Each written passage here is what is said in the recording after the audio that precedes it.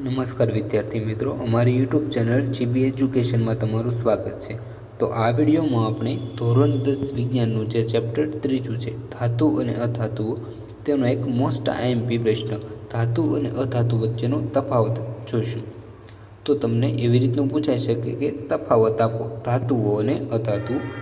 આ પ્રશ્ન છે 2 માર્ક્સમાં પૂછાતો હોય। તો આપણે જોઈએ તો કે ધાતુ તે ઘન સ્વરૂપે હોય છે, જ્યારે અધાતુ ઘન તેમજ વાયુ સ્વરૂપે હોય છે। ધાતુઓના ગલનબિંદુ કેવા હોય છે? ઊંચા હોય છે, જ્યારે અધાતુઓના ગલનબિંદુ નીચા હોય છે। ધાતુઓ રણકાર ઉત્પન્ન કરે છે, એટલે કે ધાતુ છે નીચે પડે, આપણા હાથમાં દાખલા તરીકે લોખંડનો સિક્કો છે, તો તે નીચે પડે તો તે અવાજ ઉત્પન્ન કરે, એટલે કે તે રણકાર ઉત્પન્ન કરે છે, જ્યારે અધાતુઓ છે રણકાર ઉત્પન્ન કરતી હોતી નથી।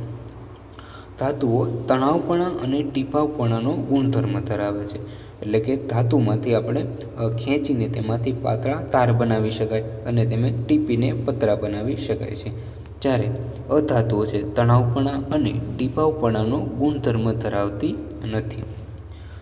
તો કે ધાતુઓ ઉષ્મા અને વિદ્યુતના સુવાહક હોય છે, જ્યારે અધાતુઓ ઉષ્મા અને વિદ્યુતના અવાહક હોય છે।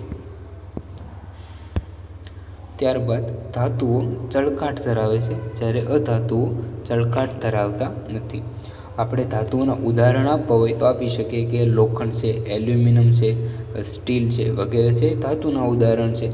જ્યારે અધાતુઓ જોઈએ તો કે કાર્બન છે, ઓક્સિજન છે, નાઇટ્રોજન, આ બધા જે તત્વો છે તે એક પ્રકારના કેવા છે?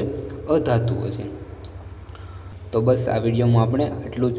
જો તમને વિડીયો પસંદ આવ્યો હોય તો વિડીયોને લાઇક કરી દેજો અને ચેનલને સબસ્ક્રાઈબ કરવાનું ના ભૂલશો। ફરી મળીશું નેક્સ્ટ વિડીયો સાથે। બધાને best of luck, thank you.